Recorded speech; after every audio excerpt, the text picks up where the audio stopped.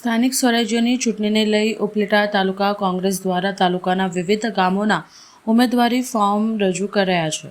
તારીખ 26 એપ્રિલના રોજ યોજાનાર સ્થાનિક સ્વરાજ્યની ચૂંટણી માટે વિવિધ પક્ષ દ્વારા ઉમેદવારોના નામ જાહેર કરવાની અને ફોર્મ રજૂ કરવાની પ્રક્રિયા શરૂ કરી દેવામાં આવી છે.